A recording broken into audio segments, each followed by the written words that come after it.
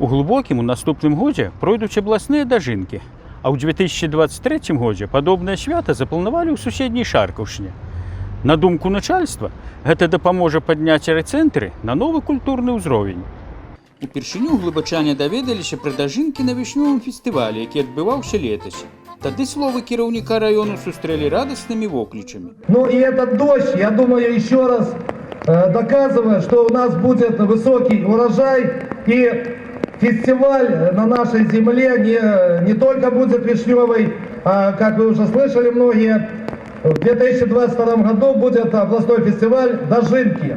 Поэтому все будет у нас отлично. Тему дажджу кіраўнік району развіў пры адкрыцці сёлета конна-спартовага свята 22 траўня.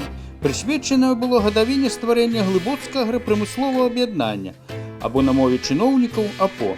Глыбачанам там пообещали золотые горы. Сегодня год, я думаю, когда будет десятилетие АПО, здесь уже будут в глубоком стоять и футбольный манеж, и все остальные красоты, которые достойны наши люди. Поэтому всех вам благ. Дождь – это к победе. Будет дождь, будут и грибы. А будут грибы, глубочане будут жить. Засталося только еще грибный фестиваль у глубоким зладзіць. А вот подобные обещания мы уже недзе чули. Если вы согласитесь на мой проект, то спускаться из города на пристань вы будете по мраморным лестницам. Пасюки станут центром 10 губерний. Тым больш, што ў Шаркаўшчынскім раёне ёсць свае Васюкі.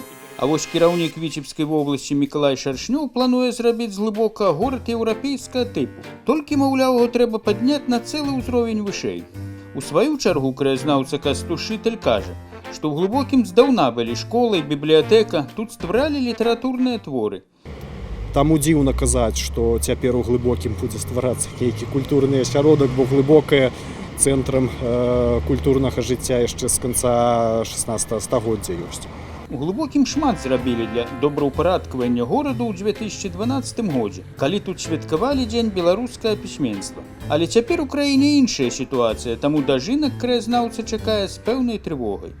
Часта добраўпарадкаванне гарадоў, калі яно праводзіцца без ведання гісторыі, без ведання архітэктуры, без кансультацыі з краязнаўцамі, прыводзіць да таго, што страчваюцца нейкія важныя для горада аб'екты.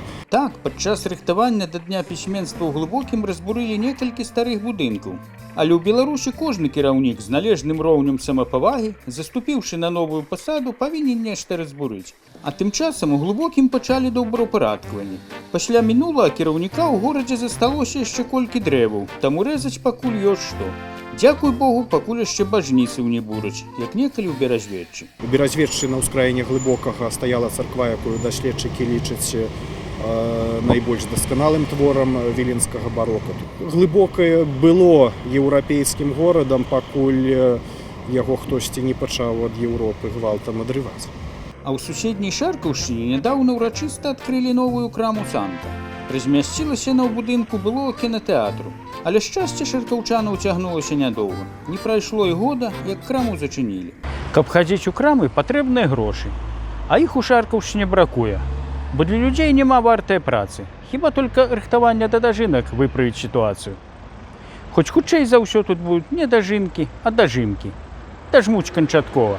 Зміцер Лупач, Белсад.